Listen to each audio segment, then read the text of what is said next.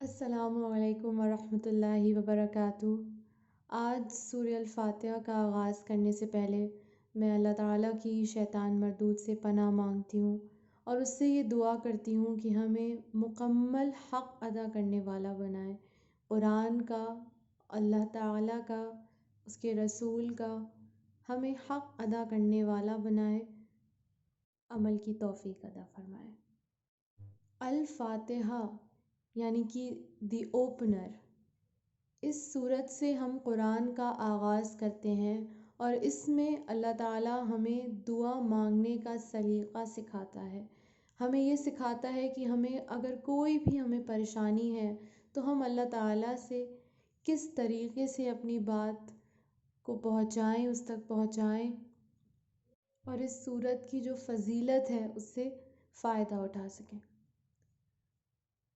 ال کا ورڈ جو ہے یہاں پر وہ انگلش کے دا کے لیے یوز کیا جاتا ہے، جو کہ یوزلی پراپر ناؤنس کے پہلے پلیس کیا جاتا ہے کسی بھی چیز کو رسپیکٹ اور اس کو تعظیم دینے کے لیے، یعنی کہ دا قرآن، دا سن، دا مون۔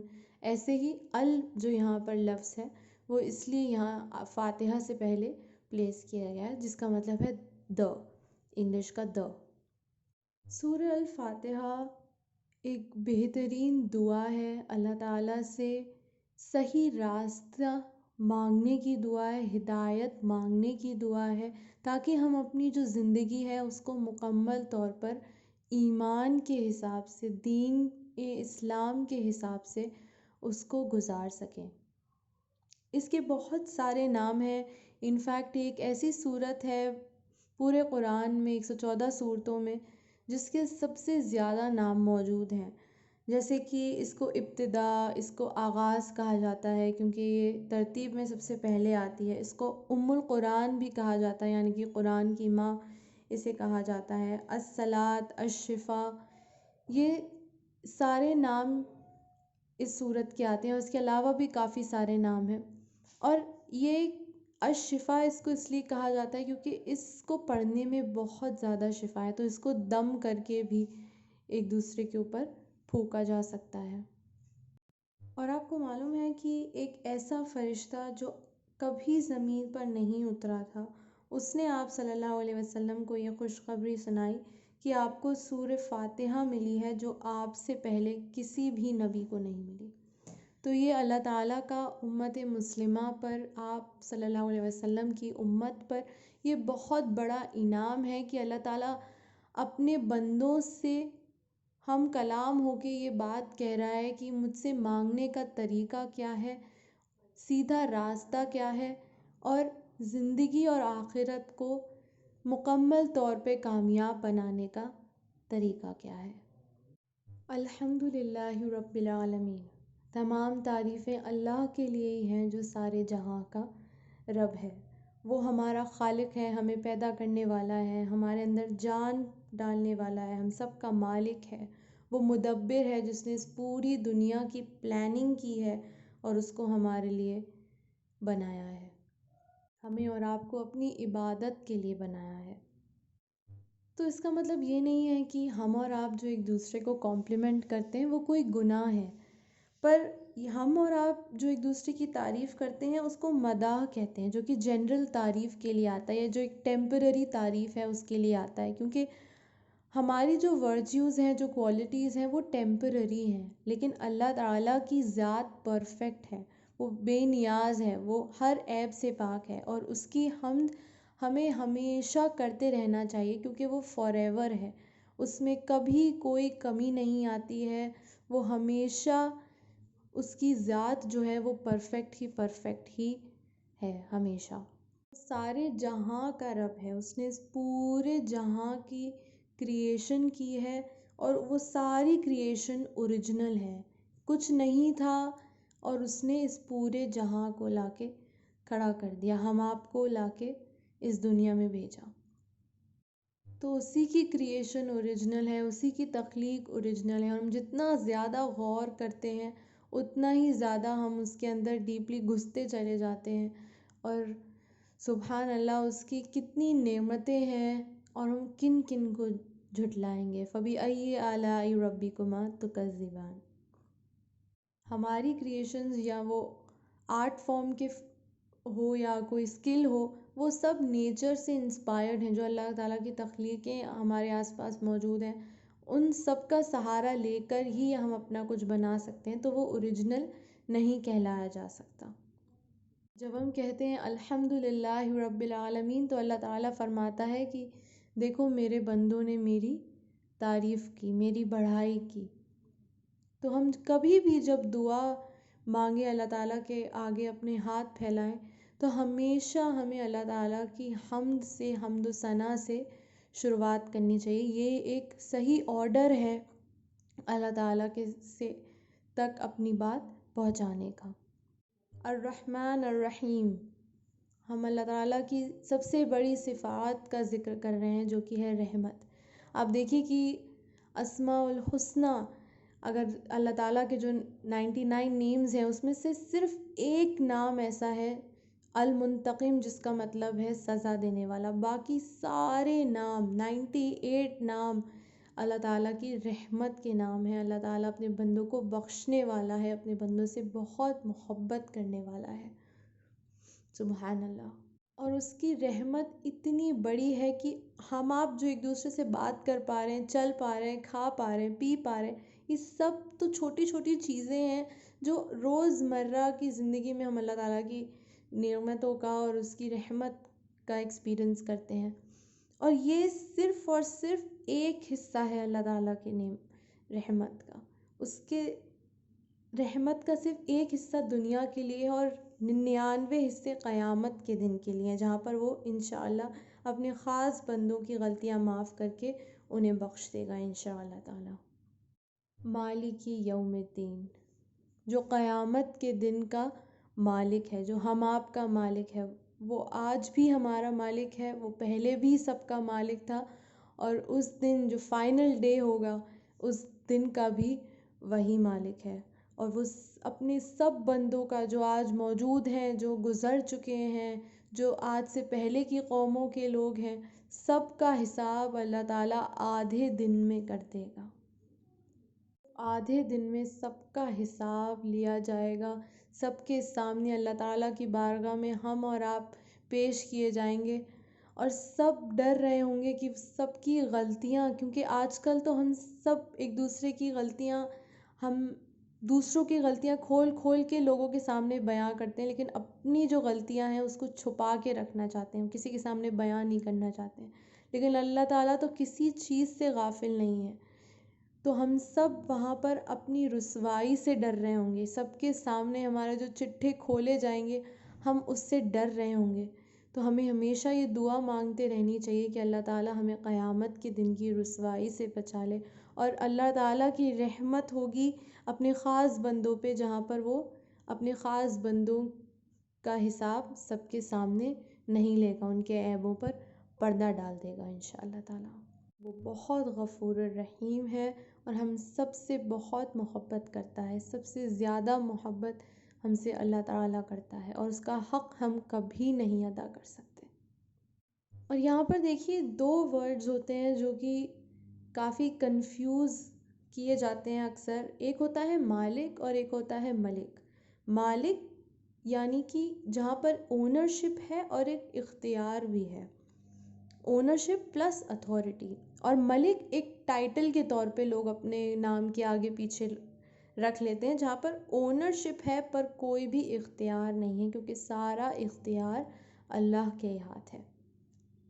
جب ہم پڑھتے ہیں مالک یوم الدین، تو اللہ تعالیٰ فرماتا ہے کہ دیکھو میرے بندے آخرت پر ایمان لانے والے ہیں. وہ ایمان لاتے ہیں کہ میں نے ہی اس دنیا کو بنایا ہے اور میں ہی اپنے بندوں کا حساب کروں گا. ایاک نعبد و ایاک نستعین. اللہ تعالیٰ فرماتا ہے کہ میرے بندے میری وحدانیت پر ایمان لاتے ہیں اور صرف میری ہی عبادت کرتے ہیں اور مجھی سے ہی مدد مانگتے ہیں.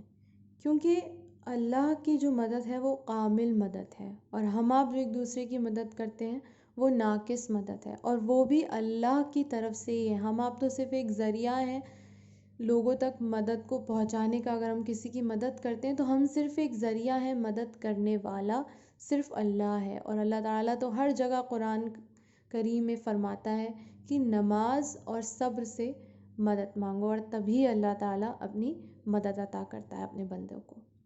تو ہمیں جو عبادت ہے ہماری، جو اللہ کے لیے ہماری عبادت ہے، اس کے لیے ہمارا ایمان درست ہونا بہت زیادہ ضروری ہے۔ اور ایمان ہمارا درست کب ہوگا؟ جب ہماری عبادت میں عاجزی ہوگی، محبت ہوگی اور تعظیم ہوگی، یعنی کہ ہمبلنس ہوگا، لو ہوگا اور رسپیکٹ ہوگی۔ اہدنا الصراط المستقیم، دکھا دے مجھے سیدھا راستہ۔ اب یہاں سے جو ہم اللہ تعالیٰ سے دعا مانگ رہے ہیں، وہ یہاں پر واضح کیا گیا ہے۔ ہم اللہ تعالیٰ سے ہدایت چاہتے ہیں، اس سے گائیڈنس چاہتے ہیں۔ اچھا، گائیڈنس کافی طریقے کی ہوتی ہے۔ ایک ہوتی ہے اگر ہم نے کسی سے ایڈریس پوچھا تو کوئی ہمیں کہتا ہے فلاں فلاں جگہ پر آپ کو یہ جگہ مل جائے گی۔ ایک چیز ہوتی ہے کہ ایک مڈل مین کے تھرو ہمیں وہ معلوم پڑا کہ میں یہیں تک جا رہا ہوں، میں آپ کو اس پوائنٹ تک چھوڑ دوں گا اور پھر آپ اپنا ڈائریکشن خود ڈھونڈ لیں۔ اور ایک ہوتا ہے کہ مکمل طور پر اپنی منزل تک پہنچانا۔ تو اللہ تعالیٰ اپنے بندوں کی اس طریقے سے ہدایت کرتا ہے کہ وہ مکمل طور پہ، یعنی کہ وہ چاہتا ہے کہ بندے جو ہیں، جو ان کا الٹیمیٹ گول ہے، جو لانگ ٹرم گول ہے، جو الٹیمیٹ ڈیسٹینیشن ہے جنت، وہاں تک اس کو پہنچانے کا پورا ذریعہ، پورا راستہ اللہ تعالیٰ نے کھول دیا ہے۔ اس لیے صراط کا لفظ جو ہے وہ کھلے راستے کے لیے آتا ہے۔ اللہ تعالیٰ ہمیں ہدایت تبھی دے گا جب ہم اندر سے کوشش کریں گے۔ ہماری کوشش پر ہی اللہ تعالیٰ اپنی مدد کرے گا اور جزا دے گا۔ اور کوشش بھی ہماری علم حاصل کرنے کی ہو اور اس پہ عمل کرنے کی ہو۔ تو اللہ تعالیٰ سے ہم دعا مانگیں کہ ہمیں ہدایت علمی اور ہدایت عملی دونوں ہی اللہ تعالیٰ عطا کرے، ہمارے دماغ کو، ہماری سوچ کو کی رہنمائی کرے اور ہمیں عمل میں لانے کی اسے توفیق عطا کرے۔ تو جب ہم یہ پڑھتے ہیں اہدنا الصراط المستقیم، یا اللہ دکھا دے مجھے سیدھا راستہ، تو اللہ تعالیٰ فرماتا ہے عطا کیا۔ کن لوگوں کا راستہ؟ انعمت علیہم، صراط الذین انعمت علیہم، ان لوگوں کا راستہ جن پر تیرا انعام ہوا، جن پر اللہ تعالیٰ کی نعمتیں نازل ہوئیں۔ کیونکہ کوئی بھی چیز ہم دنیا میں کرتے ہیں، ہم اپنے مفادات کو سب سے پہلے دیکھتے ہیں کہ ہمارا اس میں کیا پروفٹ ہے، اس سچویشن کی کیا پروفٹیبلٹی ہے ہمارے لیے۔ تو یہاں پر بھی ہم اللہ تعالیٰ سے یہی دعا مانگتے ہیں، اور اس میں کوئی برائی نہیں ہے۔ ہم اللہ تعالیٰ سے چاہتے ہیں کہ ہمیں ان لوگوں کا راستہ اپنانے کی توفیق عطا کرے جن پر اللہ تعالیٰ کا انعام ہو۔ اور کون لوگ تھے یہ؟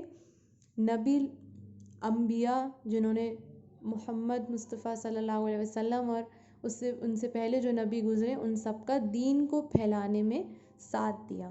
صدیق، یعنی کہ جو سچے لوگ تھے، جنہوں نے ہمیشہ حق بات کہی اور حق بات ہی سنی اور حق بات کو ہی آگے پھیلایا۔ ایسا راستہ ہمیں اپنانے کے اللہ تعالیٰ توفیق دے۔ دیکھیے کہ ہم اور آپ روزمرہ کی زندگی میں جھوٹ کا اتنا زیادہ سہارا لیتے ہیں، بعض وقت تو جہاں پر سچ بولنے میں کوئی نقصان نہیں ہوتا ہے، تب بھی ہم ریئلائز نہیں کرتے ہیں کہ ہم کتنا بڑا گناہ کر رہے ہیں اس بات کو بولنے میں۔ اور تیسرے لوگ شہداء لوگ تھے، جنہوں نے اللہ کی راہ میں اپنی جان قربان کری، اپنے عقائد کو بچانے کے لیے، اپنے دین کی خاطر اپنی جان قربان کی۔ اور صالحین لوگ، جو نہایت نیک لوگ تھے، جنہوں نے کسی کا برا نہیں چاہا، کسی قسم کی ان کے اندر حسد نہیں تھی۔ جیسے ہم لوگ ہیں جو کسی چیز سے سیٹسفائیڈ نہیں ہیں، کوئی کنٹینٹمنٹ نہیں ہے، یہ بھی چاہیے اور وہ بھی چاہیے۔ تو یہ لوگ ہر برائی سے پاک تھے، کسی بھی حسد سے، کسی بھی نفرت سے، سب چیزوں سے پاک لوگ تھے یہ۔ ان کے پاس علم تو تھا ہی، اور ان کا عمل بھی بہت زیادہ واضح تھا، دین اسلام کے مطابق تھا۔ غیر المغضوب، اور نہ ان لوگوں کا جن پر تیرا غضب ہوا، جن کو علم تو تھا لیکن عمل میں وہ لوگ نہیں لائے اور بحث مباحثوں میں پڑ گئے اور دین میں اخلاق کو اپنے نکھارا نہیں اور دین میں مداخلت کرتے رہے، بحث مباحثے کرتے رہے۔ وَلَضَّالِّینَ، اور ان لوگوں کا بھی نہیں جو اپنی راہ سے بھٹک گئے، جن کو نہ تو علم تھا اور نہ ہی عمل ہوا، نہ حق کا ان کو پتہ تھا اور انہوں نے نہ ہی عمل کیا۔ ان میں سے سب سے خطرناک کیٹیگری ہے سیکنڈ کیٹیگری، جن کے پاس نالج تھی لیکن انہوں نے اپنے عمل میں اسے نہیں لایا، اس کو پریکٹس نہیں کیا۔ ایسے لوگوں کو منافق کہا جاتا ہے، اور جو کہ یہود لوگ تھے جنہوں نے اللہ تعالیٰ کے احکاماتوں کو ماننے سے انکار کر دیا۔ ان کے پاس کتاب تھی لیکن اسے عمل میں نہیں لائے اور انہوں نے ہر احکامات کو جھٹلایا اور اس کو ٹھکرایا۔ تو سورہ الفاتحہ ایک دعا ہے اور شفا بھی ہے، اور یہاں پر ہم اللہ تعالیٰ سے دعا مانگ رہے ہیں کہ اللہ تعالیٰ ہمیں سیدھا راستہ دکھائے تاکہ ہم اپنی زندگی اور آخرت دونوں ہی اچھے کر سکیں، کیونکہ دونوں ہی چیزیں بہت زیادہ ضروری ہیں، کیونکہ یہاں پر بھی ہم امتحان کے لیے آئے ہیں۔ اور آپ دیکھیے قرآن میں تو دنیا کے معاملے اور آخرت کے معاملے دونوں کا ایکول مینشن ہے، معاش اور معاد دونوں کا ایکول مینشن ہے، اور اللہ تعالیٰ نے ہمیں پوری طریقے سے ہدایت دی ہے، پوری طریقے سے گائیڈ کیا ہے کہ اللہ تعالیٰ سے اپنی بات کیسے کہنی ہے، اس تک کیسے اپنی بات پہنچانی ہے، دعا مانگنے کا ذریعہ کیا ہے، طریقہ کیا ہے، کیا آرڈر ہے، یہ اللہ تعالیٰ نے ہمیں ہدایت دی ہے، ہمیں سکھایا ہے۔ اور اسی لیے سورہ الفاتحہ کو جب ہم اللہ تعالیٰ سے دعا مانگتے ہیں تو اللہ تعالیٰ نے اسی لیے جب ہم اس سے سیدھے راستے کی ہدایت چاہتے ہیں، اس کے بعد اللہ تعالیٰ نے ہمیں قرآن عطا کیا ہے۔ جزاک اللہ خیراً کثیرا۔ السلام علیکم ورحمۃ اللہ وبرکاتہ۔